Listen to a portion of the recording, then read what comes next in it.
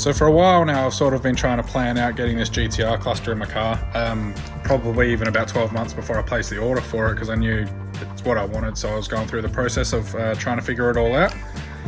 So I've been going over the wiring diagrams here. So I've got the GTT wiring schematics for the cluster and the GTR one over here. So all the pinouts and everything like that. So I'd gone through and listed out all of the pin combinations. So basically to go from GTT to GTR all the way through on all the different connectors. So I probably spent a good couple of hours staring at those diagrams, going through and trying to figure out all the pin combinations of everything as best as I could without having the actual cluster in front of me at the time. And then the other day I saw one of these for sale. So this is a patch harness. So this is a GTT to GTR patch loom. So basically it's plug and play as close as you can get to it. So there's a couple of things that they actually talk about on here. So they've got pretty decent instructions. For the most part, it's all Japanese and English, which is super handy. But I think it's down on this bottom bit here. So here it says fuel gauge, all models will work. Oil pressure, all models will work. Water temp, all models will work. RPM and speed, there's a bit of a discrepancy here. So as far as I've been able to work out so far, there's a difference between the GT models and the GTT models. GTT and GTR use the same method for speed signal, but they're on different pins of the connector. So I think that needs to be worked around. So saying here, vehicles with traction control, vehicles with four-wheel drive. So I think a traction control equipped GTT will work fine with this patch harness for speed. And it's saying here, RB25 variants, check the vehicle if engine replicated. So I think that's a bit of a dodgy translation there. I'm assuming what they mean is if it's an RB25 transplanted into a different car. But as far as I can tell with this, if you've got a GTT factory fitted RB25 in your R34, the RPM should work with this patch harness. But yeah, the rest of the instructions are pretty straightforward. It's just telling you, disconnect the battery, don't be an idiot, don't ruin your stuff. Oops, not on the back, it is on this side. So yeah, just some basic instructions on how not to destroy your wiring. And yeah, it's pretty straightforward. As for the speed signal, I was sort of racking my brain over that the other day. So yeah, I figured out that the GTs, or the non-turbo variants, use a 2-pulse pickup on the speed sensor, where the GTR and the GTT use an 8-pulse pickup. So you can actually see on this diagram here is for the GTT, and it actually says here, if it'll focus on the bloody thing. So there's 8P on the bottom and 2P, so that's the pulses of the different sensors. So depending on whether you've got a GT or a GTT, it'll be wired in speed signal on pin 30 or speed signal on pin 31. So GTT's 31, GT's pin 30. And the way it actually goes about getting that speed signal is totally different too. I didn't actually print out the one that I need to describe this properly. But yeah, basically the GTT speed signal goes from your gearbox to your ECU, and then the ECU sends the speed signal straight to your cluster. On the GTs, from what I can tell, it sends the speed signal to a trans control module, which is under the driver's side of the dash, and then you get a speed signal output from that to the cluster. So yeah, just something to be wary of if you've got a GT car or an automatic car. The speed signal is different and has to be worked around.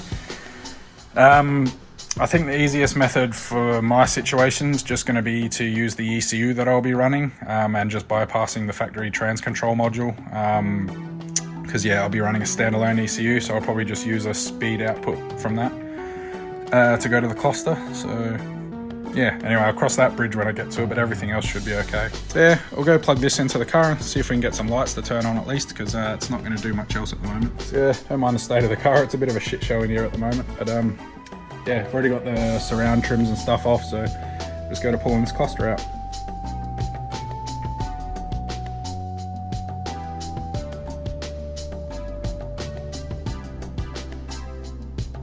Thought it'd be a good opportunity to get a comparison of the two side by side. So 11,000 RPM, 320 on the kilometre, and yeah, I think the fuel and temperature are on opposite sides as well on the GTR cluster.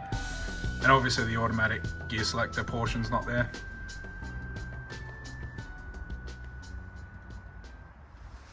So there's only the one white connector here, and then we got the two brown connectors. If I remember correctly, these have a different pin count, so there's 5 on that side, 6 on the other of the bottom. And then this one's a little bit dark in here.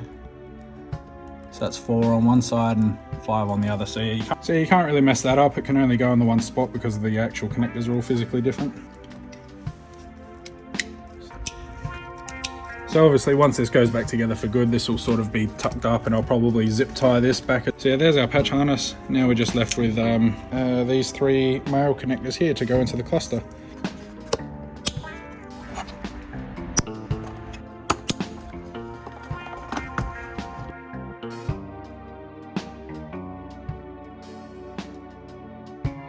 So I just got it bolted in with a couple of trims around it just to make it look a bit nicer. Got the battery in the car, so yeah, I'll flick it on, see what it looks like.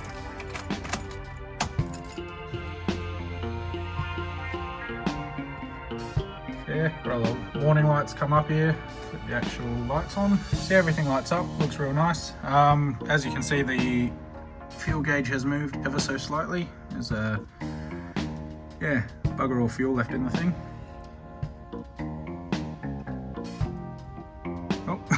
Yeah, there goes our fuel warning light as well. Cool, so that works. Yeah, got 0 kilometers on the odometer as well. I think that's actually a different color. It looks more of a blue color. From memory, the stock one was sort of like a bit of a typical 90s like digital calculator green.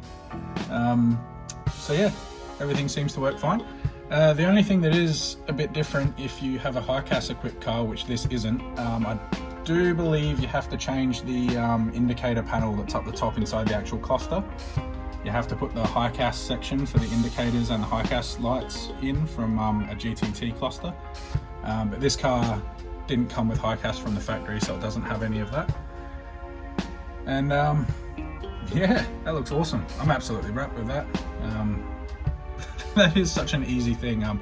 Other than sorting out the speedo signal and everything like that, but I mean, as far as everything else goes, it was plug and play. So, you know, instead of pulling your hair out for hours on end, repinning connectors, you literally just buy the thing, plug it in, and away you go.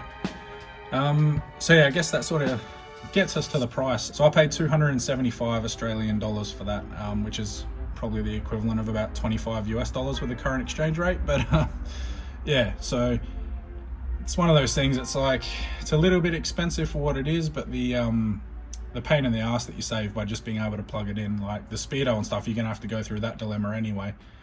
But yeah, for the sake of just being able to take it out of the box, plug it in, and yeah, it all works. So yeah, I'm gonna leave this one here. I'm probably gonna sit here for another 35 minutes and stare at the thing, to be honest. But as far as the video goes, I don't really have much else to talk about. So yeah, cheers for tuning in if you did, and yeah, I'll catch you on the next one.